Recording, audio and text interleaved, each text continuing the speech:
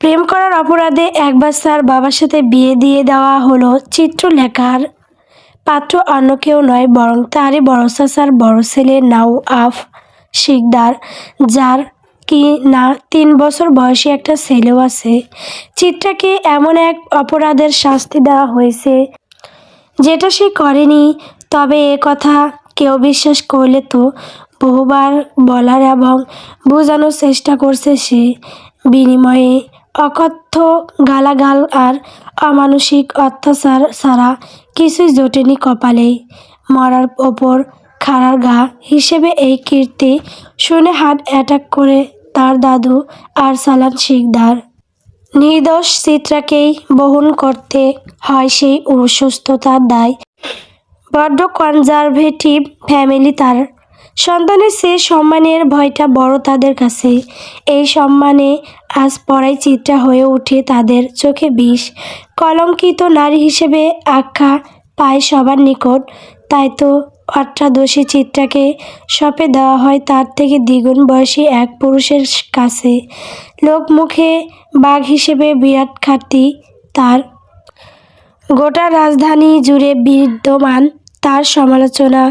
ঘরোয়া আয়োজনে বিয়েটা সম্পূর্ণ হতেই নওয়াফের হাতে চিত্রাকে তুলে দিয়ে আশিকুর শিকদার বলেন, এখন থেকে তোমার স্ত্রী এই মেয়ে, আর কোনো দ্বিতীয় পরিচয় নেই তার। সন্তান হিসেবে ত্যায্য করা হলো তাকে, আপদ নিয়ে বিদাও হও।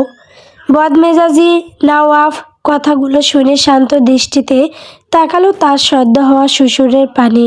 কোলে ছেলে ঘুমিয়ে আছে বিদায় বাড়তি কিছু বলল না। চাপা স্বরে হুঙ্কার ছেড়ে ধীর গলায় বলল, আপনার সন্তান ছিল বলে কথাগুলো হজম করে নিলাম। বর্তমানে সে আমার স্ত্রী, সুতরাং তার বিরুদ্ধে কথা বলার আগে শতবার ভাববেন, নয়তো আপনার গায়ে হাত ওঠাতে একবারও ভাবব না আমি।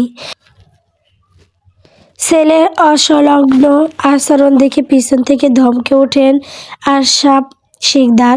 নওয়াব তার কথা অমান্য করে খেপাতে শুরু বলে, বিয়ে করে ছেলের দায়িত্ব পালন করেছি, এবার এই মহামারীকে নিজ বাসায় তুলে ধন্য করো আমায়। খবরদার আব্বা, যদি ওকে আমার ফ্ল্যাটে পাঠিয়েছো, কসম খোদার তোমার বাড়ি ডোনে শোনে দিয়ে তবেই দম নেব আমি। Mind my word. বলেই নওয়াব গটগটিয়ে হেঁটে চলে যায় বাইরে। এদের ডিসগাস্টিং নাটক দেখার সময় নেই তার। দরকারে বাসে এসেছিল, অথচ এরা রীতিমতো বিয়ে পড়িয়ে ছাড়ল। মাথা মগজ পুরোই আউট অব কন্ট্রোল। যখন তখন দু একটা খুন হয়ে যেতে পারে। কাজে ডুবে থাকলেই কেবল এই সমস্যার সমাধান মিলবে, তার জন্য আগে ঢাকা ফিরতে হবে। বহু কাজ বাকি। ছেলের কথা শুনে মহা চিন্তায় পড়ে যান আশরাফ শিকদার। চিত্রলেখার আতঙ্কিত মুখ পানে চেয়ে বিষণ্ণ হয়ে ওঠে ওনার মন। পরিচিত সামলাতে বিয়ে তো করিয়ে দিয়েছেন, কিন্তু জীবন বাঁচাতে গিয়ে ভবিষ্যৎ নষ্ট করে দেয়নি তো বাচ্চা মেয়েটার।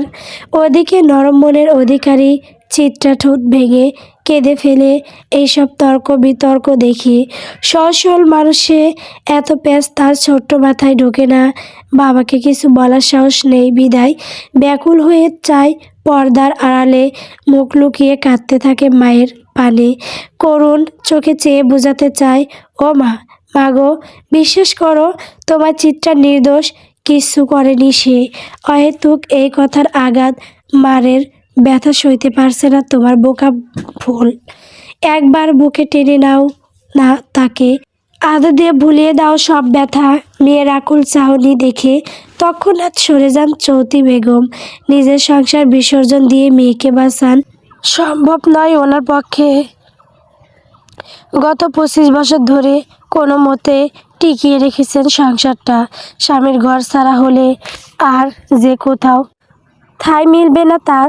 নিজেরও কোনো পরিচয় নেই, না তো আছে কোনো আয়ের উৎস। বুড়ো বয়সে কার বাড়ি ভিক্ষা করে খাবেন, তার চেয়েও বড় কথা চিত্রা ভালো থাকবে ওখানে। নওয়াব রাগী হলেও মনের দিক দিয়ে ভালো। তার বড় মেয়ের জামাই ছিল ছেলেটা, তাই তো ভরসা পাচ্ছেন একটু আধটু। বড় মেয়েটার মুখে কখনো অভিমানের ছায়া পড়তে দেখেননি তিনি। আফসোস, পোড়াকপালির ভাগ্যে সহ্য হয়নি এত সুখ। মারাত্মক এক অ্যাক্সিডেন্টে মৃত্যু ঘটে তার। মাত্র 3 দিনের নবজাতক ছেলেকে রেখে পাড়ি জমায় পরপারে। প্রিয় স্ত্রীর মৃত্যুর শোকে কয় মাস পাগলই ছিল নওয়াব। এরপর হুট করে হয়ে উঠল রকচটা। এতক্ষণ বহু কষ্টে চুপচাপ দাঁড়িয়েছিলেন আশিকুর শিকদার, কিন্তু নওয়াব বেরিয়ে যেতে চিত্রার চুলের মুঠি ধরে তাকে টেনে হিঁচড়ে ধাক্কা মেরে ফেলে দেন বাড়ির বাইরে। মেয়েটা হুমড়ি খেয়ে পড়ে সিঁড়ির ওপর। শরীরে তেমন একটা আঘাত না পেলেও নাকে ব্যথা পায়, গলগলিয়ে বেরিয়ে আসে রক্ত। পাড়া শুদ্ধ মানুষ মজা দেখে কিন্তু এগিয়ে আসে না। আশরাফ শিকদার হৈ হৈ করতে করতে এগিয়ে গিয়ে ধরেন ভাতিজিকে। চাপা গলায় ভাইকে ধমকে বলেন, পাগল হয়ে গেছিস, মেয়েটা মরে যাবে তো। আশিকুর শিকদার চিৎকার করে বলেন, মরে যাক ওই মেয়ে, ধ্বংস হোক তার সুখ, আজীবন কষ্ট পাক পরের ঘরে। যে মেয়ে বাপের সম্মান নিলামে তুলে তার বেঁচে থাকার অধিকার নেয়, পৃথিবীর বোঝা এরা। বাবার বলা প্রত্যেকটা কথা কলিজা এফোর ওফোর করে দেয় চিত্রার। বোকা মেয়েটা হাবাতের মতো চেয়ে থাকে বাবার দিকে। জন্মের পর থেকেই তিরস্কার শুনে আসছে তার থেকে। দোষ তার একটাই, মেয়ে হয়ে জন্মানো। যদিও ওটা চিত্রার হাতে ছিল না, তবুও মেয়েটা মেনে নিয়েছে তার অপরাধ। জীবনের 17টা বসন্ত পার হয়েছে, কিন্তু বাবার আদর কী রকম হয় সেটা উপলব্ধি করার সৌভাগ্য হয়নি তার। আজীবনে এই ভালোবাসা পাওয়ার লোভে কত কিছু করলো, কিন্তু দিন শেষে ওই বাবাই তাকে অভিশাপ দিতে পিছু হটল না। এবারে ভীষণ অভিমান হলো চিত্রার। তার কিশোরী মনে বাসা বাঁধল অদ্ভুত জেদ। এতক্ষণ সবাইকে বোঝাতে চাইলেও এবার হাল ছেড়ে দিল। বড় বাবার দিকে তাকিয়ে অসহায় গলায় বলল, তোমার বাসায় একটু জায়গা দেবে আমায়? সব কাজ করে দিয়ে মূল্য চুকিয়ে দিব না হয়, 2 বেলা খেতে দিলেই চলবে। আশরাফ শিকদারের মনের ভেতরটা হু হু করে উঠে। বাচ্চা একটা মেয়ে যাকে কোলে পিঠে মানুষ করেছে, সেই কিনা দুমুঠো ভাতের জন্য এমন কাতর গলায় অনুনয় করছে। এই দৃশ্য সহ্য করা যায়। তিনি রুমাল বের করে চিত্রলেখার শুরু নাকে ধরে বলেন, এমন করে বলে কেউ? ওটা তো তোরও বাসা মা, চল ওঠ, আর এক মুহূর্ত না এখানে। মিসেস সম্মান আর সম্পত্তি ধুয়ে পানি খাক তোর বাপ। চিত্রার নরম হৃদয় হাহাকার করে উঠল, কিন্তু মেয়েটা কাঁদল না। আনমনে বলল, ওটা আমার বাসা নয় বড় বাবা, আমি শুধুমাত্র আশ্রিতা। অতঃপর তারা রওনা দিল। জীবনে প্রথমবার রংপুরের ছোট্ট গ্রামের সীমানা পেরোলো মেয়েটা। ভাগ্য তাকে টেনে নিয়ে গেল অচেনা গন্তব্যে। এরপর কি হবে? সুখ মিলবে নাকি শোকের ছায়ায় মরণ হবে? বাবার অভিশাপেই কি ধ্বংস হবে মেয়েটা, নাকি কারো আগমনে সজ্জিত হবে তার জীবন? দীর্ঘ 6 ঘন্টার জার্নি শেষে চিত্রা পা রাখে তার তথা কথিক স্বামীর ভিটায়।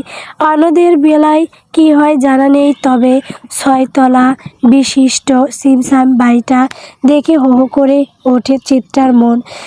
বাপের ঘরে তো ঠাঁই মিলল না, এই নাম মাত্র সম্পর্কের জোরে কদিন টিকতে পারবে এখানে। নওয়াব যদি বের করে দেয় তখন কি হবে? কোথায় যাবে চিত্রা? তবে কি শেষ অবধি পাগল বেশে ঘুরতে হবে তাকে? রাস্তার পশুগুলোর হাতে বিসর্জন দিতে হবে ইজ্জত? ভাবনাগুলো মাথায় আসতে চিত্রার শ্যামবর্ণের শীর্ণ দেহখানা ভেঙে আসতে চায়। ছোট্ট জীবনটায় বিশাল আঘাত পেয়ে বসেছে। এই জন্যই বোধহয় ধৈর্যে কুলোচ্ছে না তার।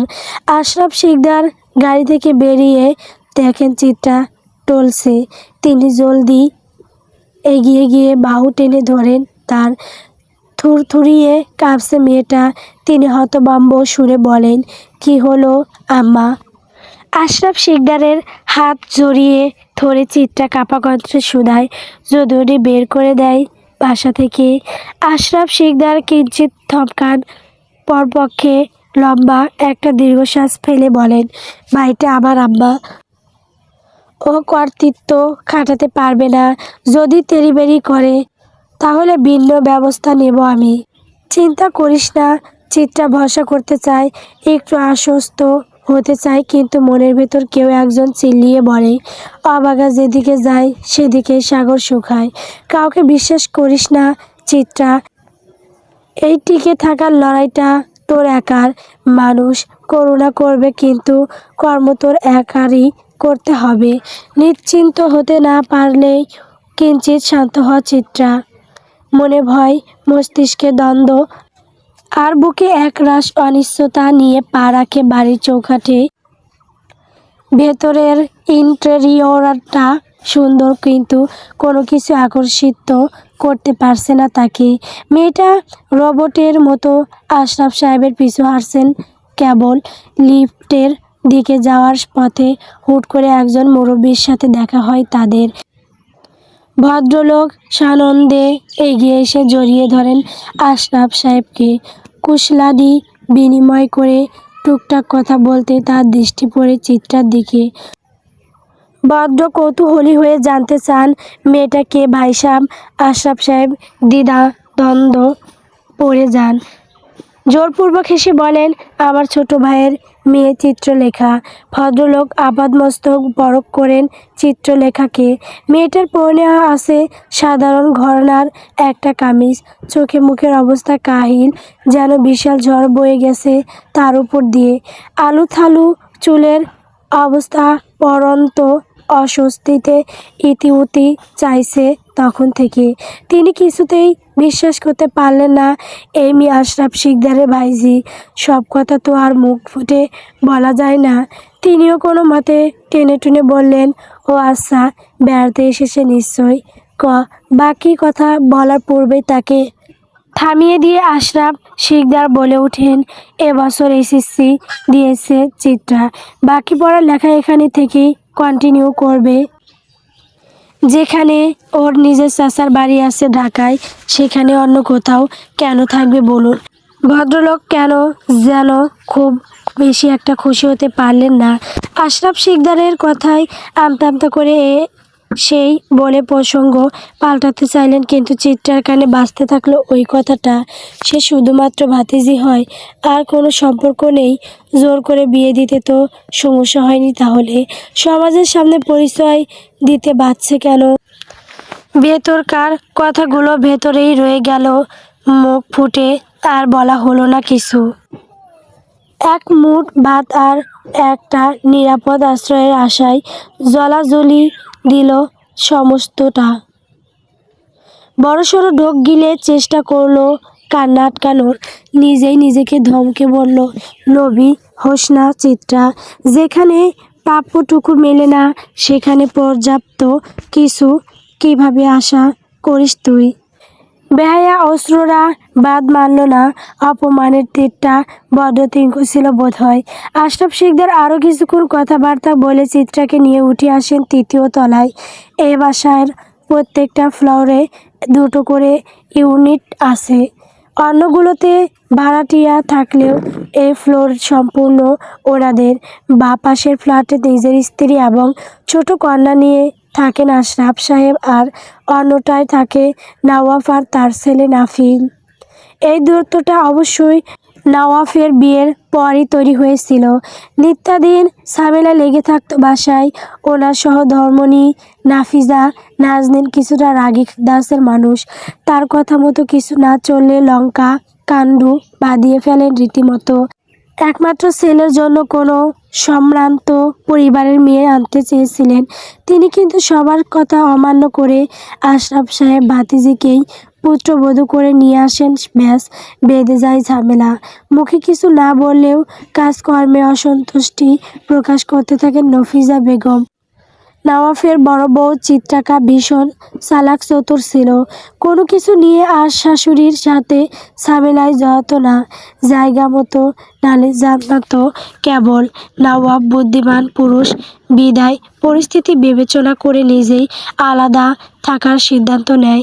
নাফিসা বেগম ছেলের উপর কথা বলতে পারেননি, আক্রোশ চেপে রেখে মেনে নিয়েছিলেন সেই সিদ্ধান্ত। সেই যে ছেলেটা আলাদা হলো আর ফিরল না ঘরে, অতীত ভেবে দীর্ঘশ্বাস ফেললেন আশরাফ শিকদার। আবার যে কোন ঝড় আসবে কে জানে। বুক ভরে শ্বাস টেনে কলিং বেল চাপলেন তিনি। সময় গড়ালো কয়েক মিনিট, এরপর খট করে খুলে গেল বাড়ির দরজা। নাফিসা বেগম অসময়ে স্বামীকে ফিরতে দেখে প্রশ্নাত্মক কণ্ঠে বললেন, খানিকক্ষণ আগে ছেলে আসলো, এখন আবার তুমি? কথা বলার ফাঁকে ওনার চোখ আটকায় চিত্রার দিকে। বহু বছর পর দেখায়, চিনতে পারেন না তাকে, কিন্তু স্বামীর পাশে অসম বয়সী এক মেয়েকে দেখে ভ্রু কুঁচকে যায় ওনার। তীক্ষ্ণ কণ্ঠে সুদান, আবার কাকে নিয়ে এসেছো তুমি? কে এই মেয়ে? আশরাফ শিকদার ঠান্ডা মাথায় সামলাতে চাইলেন পরিস্থিতি। বউকে ঠেলে সরিয়ে ঠান্ডা মাথায় বললেন, সব প্রশ্নের উত্তর দিছি, ভেতরে আসতে দাও আগে। কত দূর থেকে এসেছি। নাফিসা বেগম সরলেন না, উল্টো গলার স্বর বাড়িয়ে বললেন, উত্তর দাও সমুদ্রের বাবা। মেয়েটা কে? আশরাফ শিকদার হাল ছেড়ে ধীর গলায় বললেন, আমাদের নওয়াফের বউ। 3 শব্দের উত্তর, অথচ নাফিসা বেগমের মনে হলো কেউ ওনাকে 300 ফুট উঁচু থেকে ধরণীতে আছড়ে ফেলেছে। মিনিট কয়েক অপলক চোখে চেয়ে থেকে হুঙ্কার দিয়ে উঠেন তিনি। এক থাবার স্বামীর মুখের পাঞ্জাবি খামচে ধরে রাগান্বিত গলায় বলেন, কি ছেলে খেলা শুরু করেছো তুমি? আবার কোন ধ্বংস সবতিকে আনলা আমার ছেলের জীবনে? ওর সুখ সহ্য হয় না তোমার?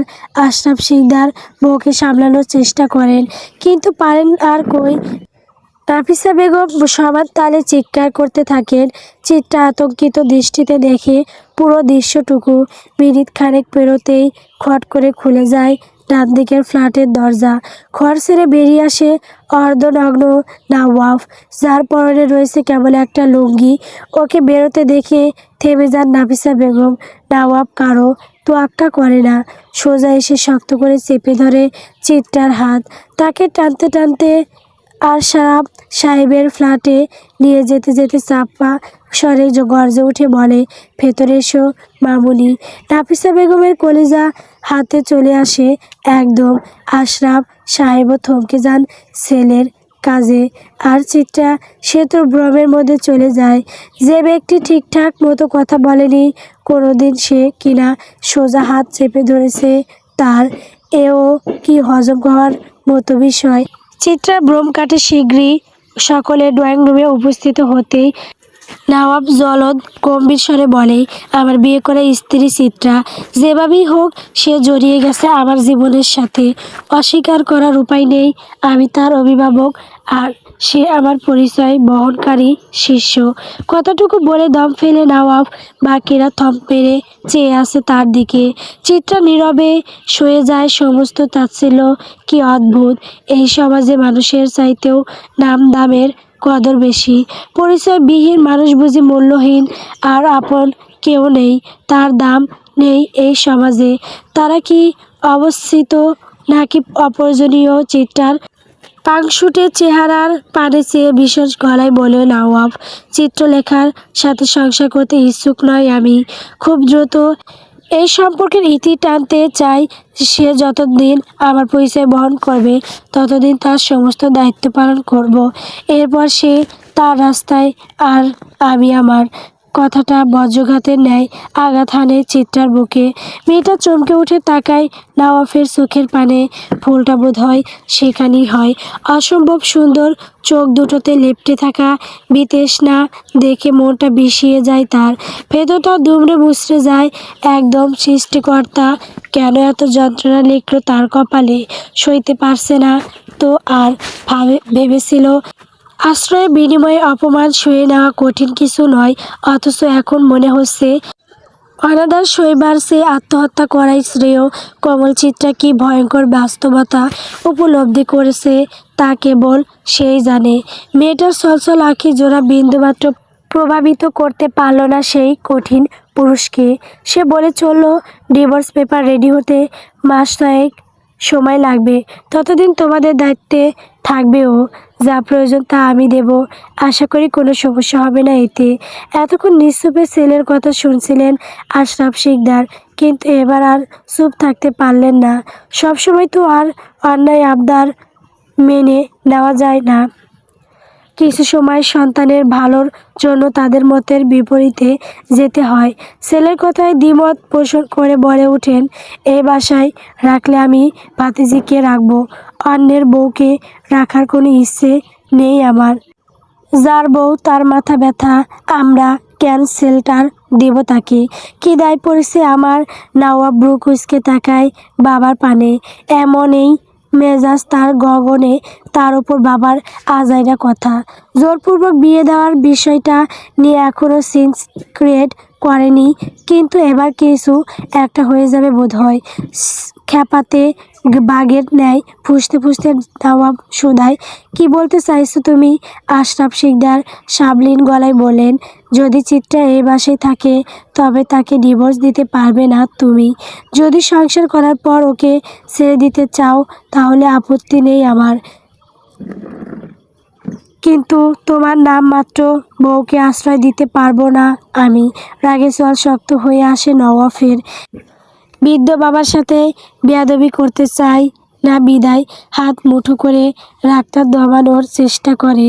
দাঁতে দাঁত চেপে শুধায়, কেন পারবে না আশ্রয় দিতে? আশরাফ শিকদার বদ্ধ সাবলীল গলায় বলেন, তোমার কাঁধের বোঝা আমি কেন টানবো? বড় হয়েছো, বিজনেস করছো, বউ পালার সামর্থ্য আছে, নিজের একটা ফ্ল্যাটও পেয়েছেও, তাহলে কোন দুঃখে তোমার বউ রাখতে চাইছো আমাদের কাছে? কোনো ধরনের উটকো ঝামেলা পাড়াতে ইচ্ছুক নেই আমি। নওয়াব পাল্টা কোনো উত্তর দেয় না। পুরুষত্বে আঘাত লেগেছে তার। তার সক্ষমতা নিয়ে প্রশ্ন তুলেছে তারই পিতা। রকচটা নওয়াব কি আর মানতে পারে সেটা? সে রাগের চোটে চিত্রার হাত ধরে হনহনিয়ে বেরিয়ে যায় আশরাফ শিকদারের ফ্ল্যাটের থেকে। ভেতরে ঢুকে শব্দ করে আটকে দেয় দরজা। নাফিজা বেগম আতকে উঠে বলেন, এ কী করলা তুমি? আশরাফ সাহেব ধপ করে সোফায় বসে বললেন, তোমার ছেলেকে একটা বউ উপহার দিলাম। অসময়ে স্বামীর এমন নাটকীয়তা মানতে পারলেন না নাফিজা বেগম। বকতে লাগলেন তাকে। এত কিছুর মাঝে কেউ দেখল না এই তর্ক বিতর্ক ঠিক কতখানি ক্ষতবিক্ষত করলো ওই সাদাসিধে মেয়েটাকে। কেউ জানল না এক একটা তুচ্ছ তাচ্ছিল্য কী পরিমাণ কষ্ট দিল তাকে। কেউ টের পেল না কথার আঘাত কতটা নির্মমভাবে হত্যা করল চিত্রার সহজ সরল সত্তাকে। বন্দি দরজার ওপারে কি ঘটল কে জানে, তবে সময়ের ব্যবধানে এতটুকু স্পষ্ট হলো, চিত্রা আর নেই। চিত্রা লেখাকে টেনে এনে সজোরে ফ্ল্যাটের দরজা বন্ধ করে দেয় নওয়াব। বিকট শব্দে কিঞ্চিত কেঁপে ওঠে চিত্রা। রাগে অগ্নিশর্মা নওয়াব বেচারিকে সামনে ওঠার সময়টুকু পর্যন্ত দেয় না। তার আগে বাহু খামচে ধরে সামান্য কাছাকাছি এনে হিসিয়ে বলে, কি ভেবেছিস আমি বুঝি না তোর মতলব? পুরো রাস্তায় এইসবই প্ল্যান করতে করতে এসেছিস তাই না? নওয়াবের হুঙ্কারে ছিটিয়ে যায় চিত্রা। তার ক্লান্ত মস্তিষ্ক বুঝে উঠতে পারে না ইঙ্গিতপূর্ণ কথাগুলোর অর্থ। অন্যদিকে হাতের ব্যথায় যান যায় যায় অবস্থা।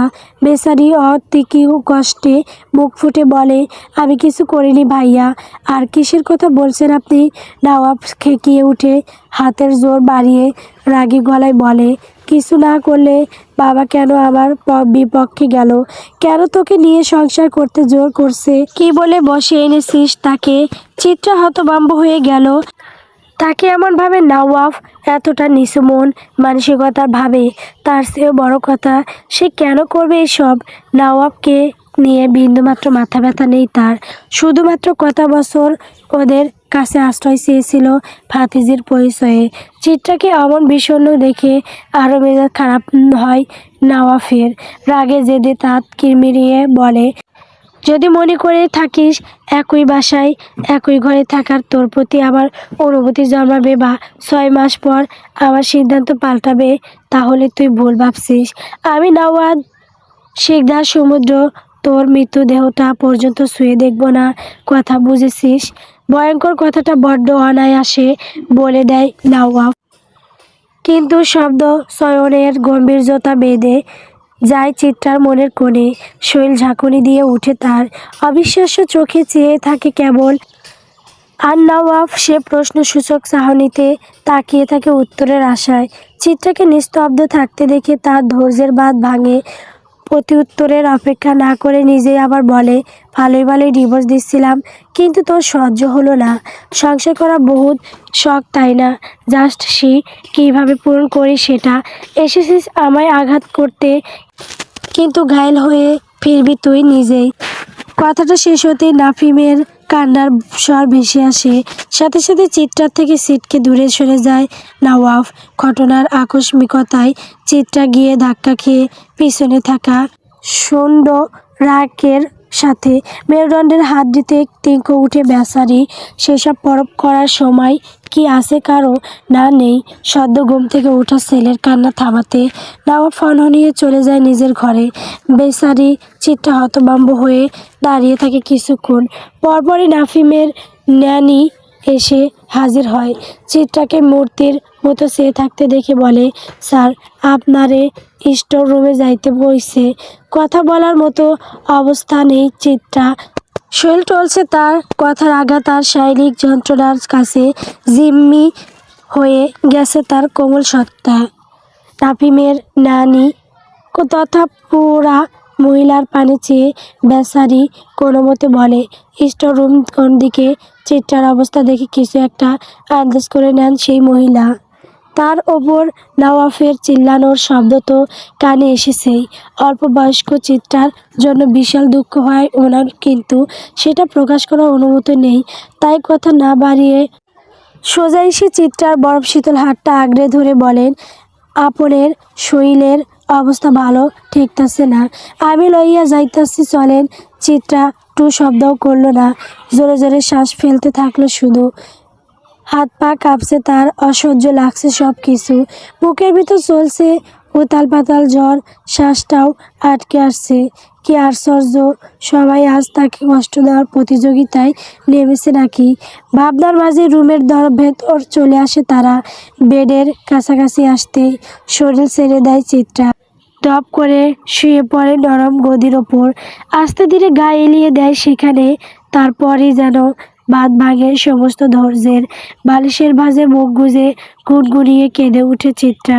বুকের ভেতরে এতটা যন্ত্রণা হচ্ছে যে চিল্লিয়ে কাঁদতে অবধি পারছে না। সেপ চোখ বেয়ে গড়িয়ে পড়ছে অশ্রুকণা।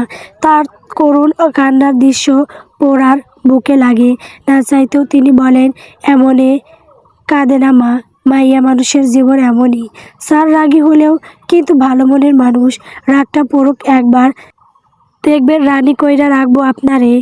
চিত্রা প্রতি উত্তর করে না। এসব নিষ্কই কল্পকথা, তাই কান দেয় না সেদিকে। একটুখানি শান্ত হওয়ার চেষ্টা করে, সেটা তো হয়েই না। উল্টো সারাদিনের ঘটনা প্রভাব একের পর এক বাজতে থাকে তার চোখের সামনে। মেয়েটা গলা কাটা মুরগির ন্যায় ছটফটিয়ে উঠে রীতিমতো। চিন্তার অবস্থা দেখে ভয় পেয়ে যান পৌরা।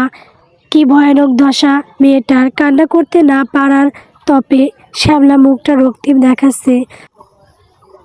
চোখের দুই কার্নিশ জলে ভেজা, পাতলা ঠোঁট জোড়া কাঁদছে অনবরত। মেয়ে সমান তালে গলায় মুখ হাত রেখে নিজেকে শান্ত রাখার চেষ্টা করছে, কিন্তু লাভ কিছুই হচ্ছে না। ওকে এভাবে ছটফটাতে দেখে পোড়া আর পারলেন না কঠিন হয়ে থাকতে। এগিয়ে এসে শিউরে বসলেন। মেয়ের বয়সী বিদায় আর আপনি আগে সম্বোধনে গেলেন না। চিত্রার পিঠে হাত বুলিয়ে দিতে দিতে বললেন, শান্ত হও মা, কি লাগবে বলো, পানি দেবো নাকি স্যারকে ডাকবো? চিত্রা আত্মনাদ করে বলে উঠল, আজ রাহিলকে ডেকে দাও খালা, একমাত্র মৃত্যুই আমার যন্ত্রণা ঘোচাতে পারবে। চিত্রার কথায় নির্বাক মনে গেলেন পোড়া। কি উত্তর দেবেন ভেবে পেলেন না। মেয়েটা সমানে ফুঁফাচ্ছে। যা অবস্থা দেখেছেন তাতে ওই কথা ফলতে সময় লাগবে না। মনে মনে ভীষণ ভয় পাচ্ছেন তিনি। তাই কি আর হয়, চিত্রারা কই মাছের জান, সহজে এদের মৃত্যু হয় না, সয়ে যেতে হয় বহু কিছু। সেখানে চিত্রার দুঃসময় তো সবে শুরু। গল্প উপসংহারে তুমি গল্পটি কেমন হয়েছে কমেন্ট করে বলবেন। আমার চ্যানেলে নতুন নতুন গল্প পেতে অবশ্যই আমার চ্যানেলটিকে সাবস্ক্রাইব করবেন, লাইক করবেন। ধন্যবাদ।